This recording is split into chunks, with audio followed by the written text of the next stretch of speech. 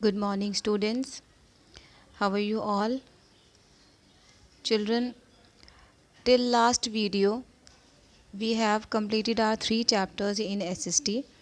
Now it's time to start a new chapter, chapter number 4.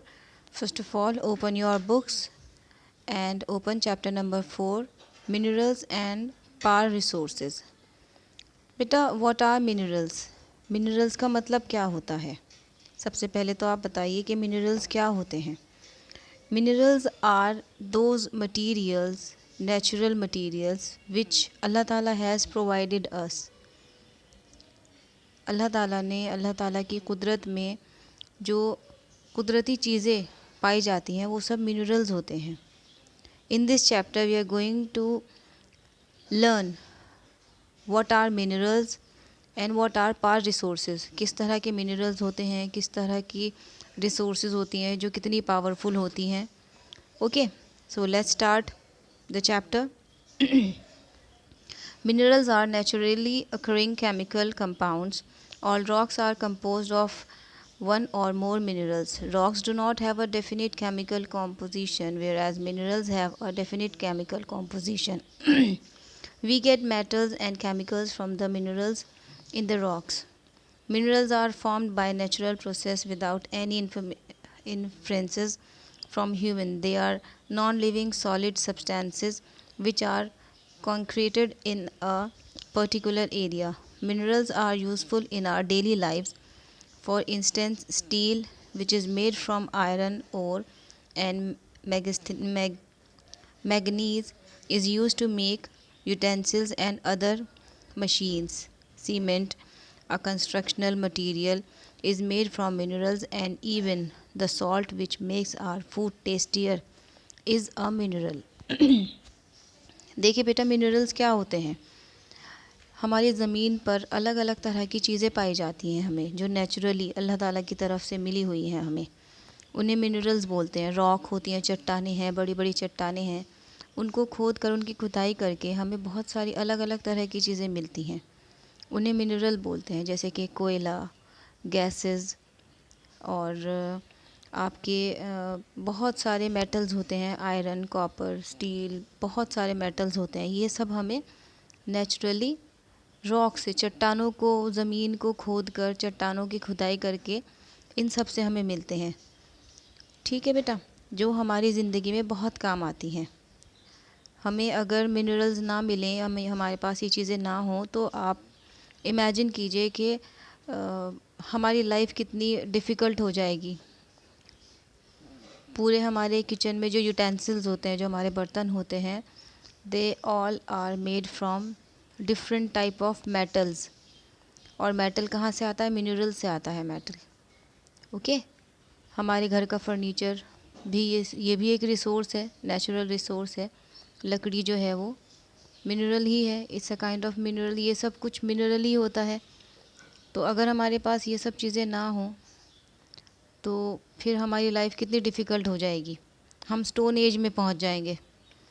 जब हमारे earlier जो human होते थे, अर्ली एज जो थे, अर्ली मैन जो थे, वो स्टोन, पत्थरों की चीज़ों का इस्तेमाल करते थे. हम भी उसी एज में पहुंच जाएंगे. Okay, now there are different types of minerals. Minerals are naturally inorganic substance. They may be made of one or more element. Minerals vary in their physical properties like colors and hardness, as well as chemical properties like their composition and their use. Minerals जो हैं वो अलग अलग तरह के होते हैं. वो एक मिनरल को दूसरे मिनरल से जोड़कर, मिलाकर एक अलग तरह का मिनरल तैयार किया जाता है, एक अलग तरह का मेटल तैयार किया जाता है. और हमारे पास काफ़ी तरह के मिनरल्स बन जाते हैं. Now the first type of mineral is metallic mineral. Metallic mineral क्या होता है? They are found as ores. We get metals like gold, copper, iron etcetera from these minerals. जो मेटेलिक मिनरल्स होते हैं उनसे हमें एक मेटल मिलता है, जैसे गोल्ड, कॉपर, आयरन, ये सब मिलता है हमें. ठीक है. Most of the metallic minerals are found in igneous and metamorphic rocks. Igneous और metamorphic rocks होती हैं, उनसे मिलता है ज़्यादातर हमें इस तरह का mineral. Metals are hard substances that conduct heat and electricity. They have a characteristic shine. They are malleable and can be beaten into various shapes. They are ductile and can be drawn into wires. ये वाले जो minerals होते हैं इनका use हम अलग अलग तरह की चीज़ों के लिए करते हैं. जैसे कॉपर जो है वो हमारा एक वायर जो तार होती है, इलेक्ट्रिक वायर जो होती है, उसमें कॉपर का एक बहुत बड़ा रोल होता है. आप कभी रबर की जो वायर होती है, इलेक्ट्रिसिटी वायर होती है, उसको काट कर देखिएगा, उसके अंदर जो मेटल होता है वो कॉपर होता है. Copper is a good conductor of electricity. ठीक है, तो ये सब चीज़ें जो होती हैं, ये मेटल्स जो होते हैं, मिनरल्स जो होते हैं, वो हमारे डे टू डे लाइफ में बहुत काम आते हैं. Next type of mineral is non metallic minerals. Non metallic minerals क्या होते हैं? These minerals do not contain metals in them. Limestone, mica and gypsum are example of non metallic minerals. कुछ mica है, लाइमस्टोन्स हैं, gypsum है, ये सब non metallic minerals होते हैं. Minerals fuel like coal and petroleum are also non metallic minerals. Petroleum है आपका, पेट्रोल, फ्यूल, कोल, ये सब चीज़ें जो होती हैं आपका नॉन मेटालिक मिनरल है.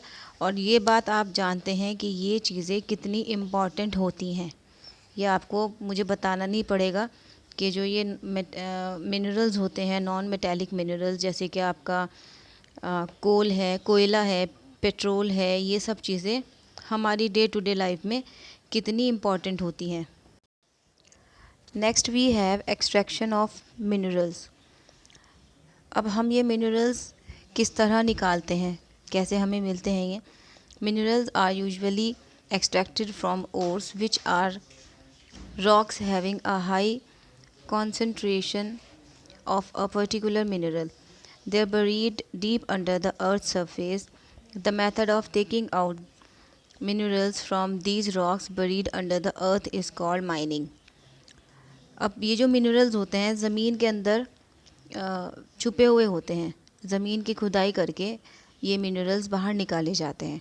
और इस प्रोसेस को जब हम खुदाई करके मिनरल्स को बाहर निकालते हैं उसको बोलते हैं mining. Okay. Ores that are found near the surface of the earth are simply dug out by the process of quarrying.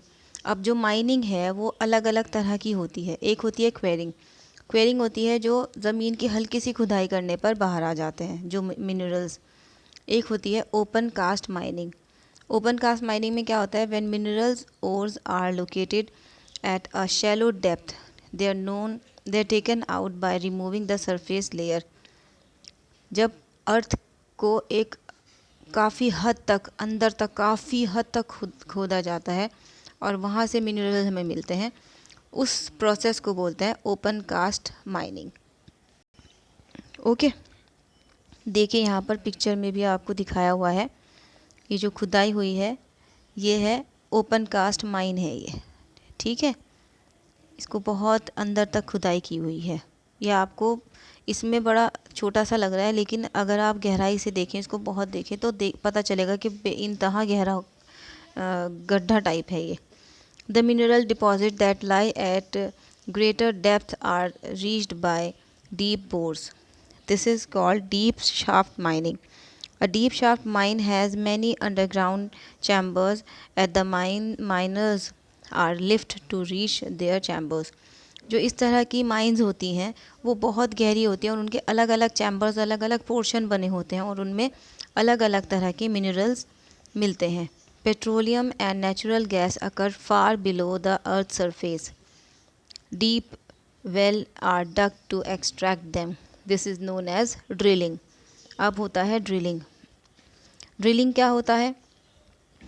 उसमें जो पेट्रोलियम और नेचुरल जो गैस होती हैं उनको हम बहुत ज़्यादा अंदर खुदाई करके ले निकालते हैं और उनके लिए वेल बनाए जाते हैं. वेल मीन्स कुएं जो होते हैं, कुएं बनाए जाते हैं.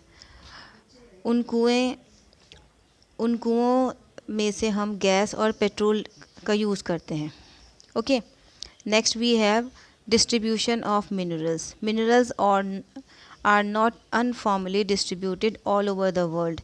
The mineral deposit found at a place are closely related to the landforms and types of rocks found at that place. Generally, metallic minerals containing iron, copper, manganese, etc. are found in all plateaux, which are mainly composed of metamorphic and igneous rocks. अब ये जो minerals हैं हमें कहाँ से मिलते हैं, कहाँ से हम इनको इकट्ठा करते हैं.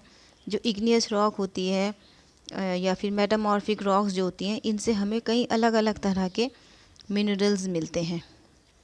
Turn your paper now. Now come Asia. अब एशिया से हमें what type of rocks we get from Asia. In Asia large iron ore deposits are found in China, India, Kazakhstan and Siberia.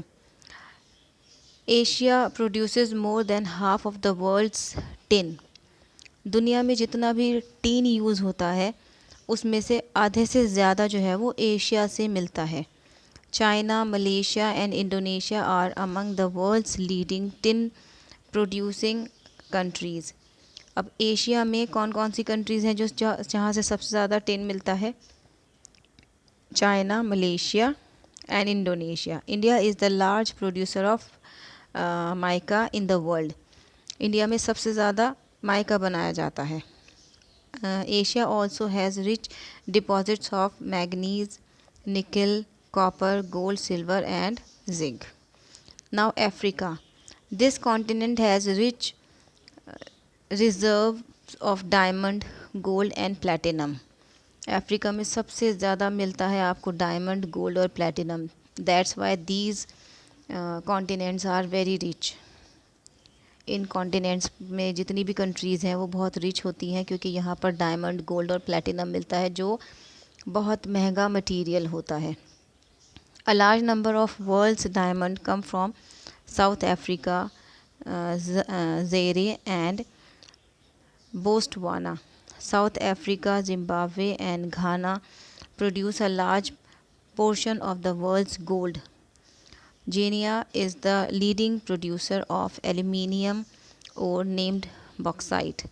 The Democratic Republic of the Congo is the largest producer of cobalt. Africa also produces iron ore, chromium and copper. अब यहाँ पर देखिए इन सब countries में कितने महंगे महंगे minerals मिलते हैं. तभी तो ये जो हैं इतनी रिच कंट्रीज़ मानी जाती हैं. Europe. A large portion of the world's iron ore comes from Europe. जो हमें आयरन ओर मिलता है, आयरन वाला मिनरल मिलता है, वो सबसे ज़्यादा हमें यूरोप से मिलता है. Russia, Ukraine, Spain, Germany, France, Sweden and the UK are the main producer iron. ठीक है, यहाँ से हमें इन कंट्रीज से हमें आयरन सबसे ज़्यादा मिलता है. Bauxite is found in Germany, France, Norway, Austria, UK and Russia. इन कंट्रीज से हमें बॉक्साइट मिलता है. Rich deposit of copper, lead, zinc, nickel and manganese occur mainly in Russia and eastern Europe. ठीक है बेटा, ऐसा नहीं है कि एक कंट्री में हमें एक ही तरह का मिनरल मिलता है. एक कंट्री में हमें बहुत तरह के मिनरल मिलते हैं, लेकिन किसी कंट्री में कोई मिनरल ज़्यादा तादाद में मिलता है और कोई मिनरल कम तादाद में मिलता है. लेकिन किसी किसी कंट्री में ऐसा होता है कि कोई भी मिनरल, एक मिनरल, किसी एक तरह का मिनरल नहीं मिलता है तो वो उनको बाहर से मंगवाना पड़ता है. लेकिन हर कंट्री में अलग अलग तरह के ज़्यादातर मिनरल्स मिलते हैं. ओके.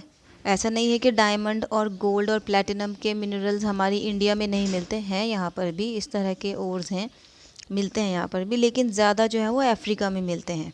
ठीक है. Now let's talk about South America. There are large reserves of iron ore in South America. Brazil has high grade deposit and is the world's largest producer of iron ore. अब देखिए south America में जो Brazil है वो India का world का सबसे ज़्यादा प्रोड्यूसर आयरन ओर का है। सबसे ज़्यादा आयरन जो है वो ब्राज़ील से निकलता है। Copper ore is found in Chile and Peru, with Chile being the largest producer of copper in the world, besides being the largest producer of nitrates, which are important ingredients of chemical fertilizers. Brazil and Bolivia are among the world's largest producer of tin. अब देखिए कितने अलग अलग तरह के minerals हैं जो इन countries में मिलते हैं और इतनी ज़्यादा तादाद में मिलते हैं कि इनको दुनिया का सबसे ज़्यादा प्रोड्यूसर बना दिया है कि यहाँ पर सबसे ज़्यादा प्रोड्यूस होते हैं टिन और iron. Okay, now come on next paper, let's talk about north America. North America में क्या होता है, कौन से मिनरल सबसे ज़्यादा मिलते हैं। Okay, North America is blessed with a rich variety of mineral resources. The Canadian Shield region has vast deposits of iron ore, gold, nickel, uranium, and copper. The Western Mountains have rich deposits of copper, lead, zinc, gold, and silver. The iron ore is found around the Great Lakes, making the USA the second largest producer of iron ore in the world. USA जो है वो second largest producer iron ore का हो गया है, लेकिन उससे पहले जो कनाडा है वहाँ पर बहुत सारे अलग अलग तरह के मिनरल्स मिलते हैं। Okay, Mexico is the largest producer of silver. Mexico जो है वो सबसे ज़्यादा प्रोड्यूसर हो सिल्वर मिलता है वहाँ से। North America has also large deposit of potash and phosphor which are important for the production of fertilizers. Okay, Australia. Australia is the world's largest producer of bauxite and also a leading producer of gold, diamond, tin, nickel and iron ore.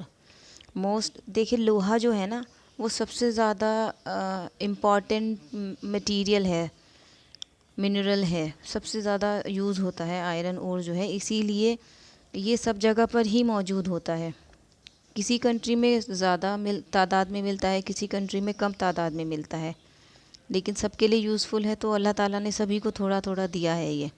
Most of the gold comes from Western Australia where large diamond deposits are found. Australia में diamonds बहुत अच्छी तादाद में मिलता है। Okay, diamond है, lead है, zinc है, मैग्नीज़ है, कॉपर है, ये सब ऑस्ट्रेलिया में अच्छी तादाद में मिलता है। एंटार्क्टिका, हमारा लास्ट कॉन्टिनेंट एंटार्क्टिका में देखिए क्या मिलता है। The thick ice cover over this continent makes it difficult to explore the mineral resources found here. Expert believe that there are huge reserves of coal, iron ore, copper, uranium, gold and silver found here, but the lack of appropriate technology prevents humans from cutting through the thick layer of ice and conducting minerals exploration on this continent. Antarctica जो है वो सबसे ठंडी जगह है और बर्फ़ की इतनी मोटी परत बनी हुई है वहाँ पर कि उनकी खुदाई करना बहुत मुश्किल है। हमारी टेक्नोलॉजी इतनी ज़्यादा वहाँ तक नहीं पहुँच पाई है कि उसकी खुदाई कर सके और वहाँ से मिनरल्स को ढूंढ सके। एक्सपर्ट्स का ये मानना है कि यहाँ पर बहुत तरह के मिनरल्स हैं, कॉपर, आयरन ओर, कोल, यूरेनियम, गोल्ड, सिल्वर, ये सब हैं यहाँ पर। एक्सपर्ट्स का ये मानना है कि एंटार्क्टिका में ये सब चीज़ें हैं, ये मिनरल्स हैं यहाँ पर, लेकिन इतनी मोटी जो बर्फ़ की चादर है अर्थ ज़मीन के ऊपर ढकी हुई, उसको तोड़ना मुश्किल है, इसलिए वहाँ पर कुछ भी खुदाई नहीं हो सकती है, कुछ भी किसी तरह का कोई मिनरल वहाँ से नहीं पाया गया है अब तक। Okay, distribution in India. India is rich in mineral resources. The plateau region, particularly the छोटा Nagpur Plateau, has the highest concentration of minerals. The plains of northern India and mountains region are comparatively poor in minerals. The distribution of important metallic and non-metallic minerals is all is as follows. अब India में जो minerals पाए जाते हैं उनका distribution कैसे होता है, वो उन मिनरल्स को किस तरह से कहाँ पहुँचाते हैं. मेटेलिक मिनरल्स कहाँ से होते हैं. Iron ore is the most important metallic minerals. It is used for making steel. India is one of the world's leading producer of iron ore. In India, iron ore is found in Bihar, Jharkhand, Odisha, Madhya Pradesh, Goa, Chhattisgarh, Andhra Pradesh, Tamil Nadu, Karnataka and Maharashtra. इन सभी states में हमारे iron और mineral पाया जाता है. Manganese is used in the manufacture of steel and other alloys. India is the leading producer of manganese. India जो है वो सबसे ज़्यादा मतलब लीडिंग प्रोड्यूसर काफ़ी हद तक लीडर टाइप में है कि ये मैग्नीज़ जो है यहाँ पर बहुत अच्छी तादाद में पाया जाता है. Madhya Pradesh, Jharkhand, Orissa, Karnataka, Bihar, Chhattisgarh, Maharashtra, Rajasthan and Andhra Pradesh are the places where manganese is found in abundance. अब ये जो स्टेट्स के नाम हैं आप इनको ध्यान से पढ़िएगा. यहाँ पर मैग्नीज़ जो है वो बहुत भारी मात्रा में पाया जाता है, यानी बहुत ज़्यादा वहाँ है. Bauxite is the ore from which aluminium is extracted. It is a light metal used in the manufacture of aeroplanes, automobiles, electric wires, utensils, paints and various other things. It is found in Bihar, Jharkhand, Gujarat, Madhya Pradesh, Odisha, Chhattisgarh, Maharashtra, Karnataka and Tamil Nadu. अब next हमारा mineral है bauxite. ये इन states में मिलता है जो बहुत ज़रूरी होता है, जिससे हम एल्युमिनियम बनाते हैं. एल्युमिनियम से हमारे पता है आपको एरोप्लेन्स बनते हैं, ऑटोमोबाइल्स बनते हैं, हमारे घर में जो बर्तन यूज़ होते हैं वो बनते हैं. तो this mineral is very very useful. Copper is used mostly in the manufacture of electric wires and machinery. Copper भी मैंने आपको अभी पीछे बताया था कि it is very important mineral. Electric wires बनाने के काम आता है ये. India has adequate reserve of copper and has to import this metal to meet its requirement. और इंडिया में कॉपर ज़्यादा मात्रा में नहीं पाया जाता है, इसलिए इसको इंपोर्ट करना पड़ता है. ठीक है, इंपोर्ट मतलब पता है क्या होता है, बाहर से मंगवाना पड़ता है, क्योंकि हमें ज़रूरत होती है, जितनी ज़रूरत है उतना कॉपर हमारे पास नहीं है, तो हमें बाहर से मंगवाना पड़ता है दूसरी कंट्री से जहाँ पर कॉपर ज़्यादा मिलता है. It is found in Jharkhand, Rajasthan, Madhya Pradesh and Chhattisgarh.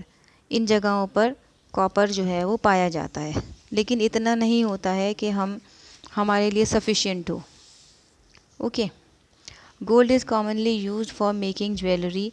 India has very limited reserve of gold. It is found in Tamil Nadu, Andhra Pradesh and Karnataka. Gold जो नेक्स्ट मिनरल है वो हमें इन स्टेट से मिलता है, और आपको पता है गोल्ड का क्या होता है, ज्वेलरी के बनाने के काम आता है. Now we have non metallic minerals. Non metallic minerals देखते हैं. Mica is a non conductor of electricity. Therefore it is used in electric goods industry. It is also used in making paints and varnish. India is the largest producer of and exporter of mica. It is found in Bihar, Jharkhand, Rajasthan and Andhra Pradesh. Bihar, Jharkhand, Rajasthan, Andhra Pradesh में mica बहुत भारी मात्रा में पाया जाता है, और ये एक इलेक्ट्रिसिटी का नॉन कंडक्टर होता है, करंट नहीं लगता है माइका पर, और ये पेंट बनाने के और वार्निश वगैरह बनाने के काम आता है. Limestone is a useful resources which is used in the smelting of iron ore and in the production of cement and mortar. It is found in Bihar, Jharkhand, Odisha, Madhya Pradesh, Chhattisgarh, Rajasthan, Gujarat and Tamil Nadu. In states में limestone पाया जाता है, जिसका बहुत अच्छा use होता है किसके, सीमेंट बनाने के काम आता है। Gypsum contains calcium and sulfur. It is used in manufacturing cement, fertilizer and sulfuric acid. Rajasthan, Gujarat, Uttar Pradesh, Tamil Nadu, Himachal Pradesh are the places where gypsum is produced. In states में जिम्सम बनाया जाता है जो cement को fertilise करने के काम आता है। Salt is obtain from seas, lakes and rocks. It adds taste to the food and is used in chemical industries too. जो हमारा नमक है, जिसकी सबसे ज़्यादा खाने में यूज़ होता है, अगर हम खाने में सिर्फ नमक डालें तो हम खा सकते हैं, लेकिन नमक, मिर्च, हल्दी, धनिया और अलग तरह के जो हमारे मसाले होते हैं ये सब डालें, लेकिन खाना हम खा नहीं सकते हैं विदाउट सॉल्ट, है ना। और सिर्फ नमक ही खाने को टेस्टी बनाता है। तो नमक जो है वो हमें कहाँ से मिलता है? Gujarat, Maharashtra, Andhra Pradesh, Tamil Nadu, Rajasthan, Sambhar lake also produces salt. Okay, next we have diamond. Diamond is precious stone which is commonly used in making jewellery. Diamond जो है वो ज्वेलरी के काम आता है, ज्वेलरी बनाने के. Diamond is also used in making various instruments being very hard. It is used in cutting glass and drilling hard rocks. Diamonds are found in Panna mines in Madhya Pradesh and in Golconda mines in Andhra Pradesh. Andhra Pradesh और मध्य प्रदेश की mines में ये पाया जाता है diamond. और diamond का सिर्फ ज्वेलरी के अलावा और भी जगहों पर हम यूज़ करते हैं. डायमंड जो है वो एक बहुत हार्ड मेटल होता है, ये कटिंग करने के काम आता है. ओके, और इंस्ट्रूमेंट्स भी इससे बनाए जाते हैं. नेक्स्ट हमारे आते हैं एनर्जी रिसोर्सेज. वो रिसोर्सेज जिससे हमें एनर्जी मिलती है.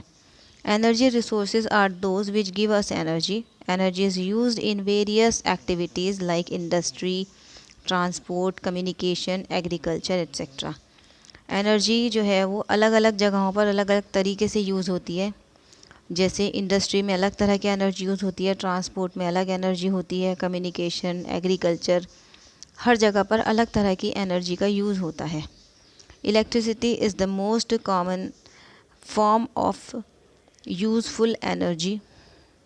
It is sometimes also called power.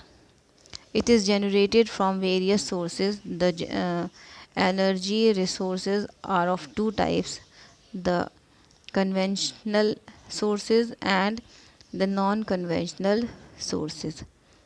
Energy जो है वो दो तरह की होती है, कन्वेंशनल और नॉन कन्वेंशनल.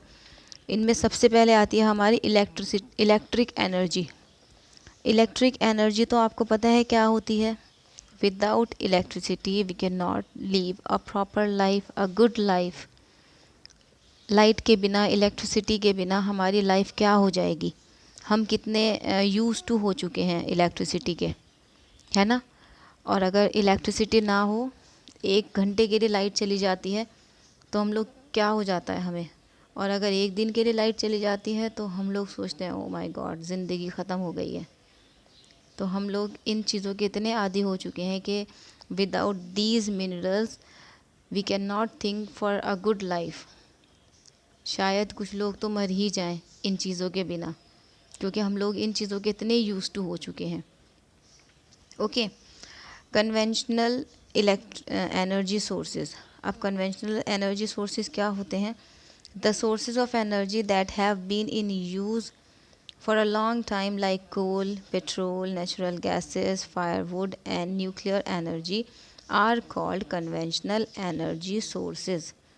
वो एनर्जी सोर्सेज जो बहुत टाइम से यूज़ होती आ रही हैं, जैसे कोल है, पेट्रोलियम है, नेचुरल गैसेस हैं, फायरवुड है, न्यूक्लियर एनर्जी है, उन्हें हम कन्वेंशनल एनर्जी सोर्सेज कहते हैं. Mostly they have limited resources and are likely to get exhausted. उनकी जो है वो एक लिमिट होती है और वो जल्दी ही ख़त्म हो जाते हैं. जब उनकी लिमिट पूरी होती है तो वो ख़त्म हो जाते हैं। अब देखते हैं कन्वेंशनल एनर्जी के क्या क्या ऑप्शन है हमारे पास। कोयला सबसे सस्ता fuel. Coal is the most abundant source of energy. सबसे ज़्यादा कोल जो है वो यूज़ होता है, सोर्स ऑफ एनर्जी है। Coal is formed over millions of years from the remains of plants growing in marshes. अब जो पानी के नीचे, समुद्र के नीचे भी प्लांट्स होते हैं, आपको शायद पता हो। तो वो प्लांट्स जब ख़त्म हो जाते हैं, अंदर ही अंदर ख़त्म हो जाते हैं और वो दब जाते हैं, वो कहीं और, जैसे अल्लाह की कुदरत बहुत बड़ी है, हमें पता भी नहीं चलता है कि कब क्या चीज़ सरक रही है। जैसे हमारी जो अर्थ है वो घूमती रहती है, 24 घंटे वो लगातार चक्कर लगाती है, 2 तरह से वो घूमती है, ये तो आपको पता है, लेकिन हम लोग नहीं पता कर सकते। तो अंदर ही अंदर पानी के नीचे क्या हो रहा है कि पौधे कब पानी से हटकर अंदर ज़मीन के अंदर धंस गए वो, और वहाँ गर्मी की वजह से वो जल गए और कोयला बन गए, हमें पता नहीं चलता है। तो जो कोयला है वो हमें ज़मीन के अंदर से गहराई में जाकर इस तरह से मिलता है। ठीक है। द 4 वेराइटीज़ ऑफ कोल, 4 तरह के कोयले होते हैं। Anthracite has about 90 to 95% carbon contains and very low moisture content. It is best quality coal and is the final product in coal formation. सबसे अच्छी तरह का कोयला होता है ये वाला, जिसमें सबसे कम मॉइस्चर होता है, गीलापन बहुत कम होता है, जल्दी जल जाता है। ठीक है। और सबसे अच्छा तरह का कोयला होता है। सेकंड नंबर पर आता है हमारा bituminous coal has about 80 to 85% carbon content and fairly low moisture content. It is the most commonly used variety.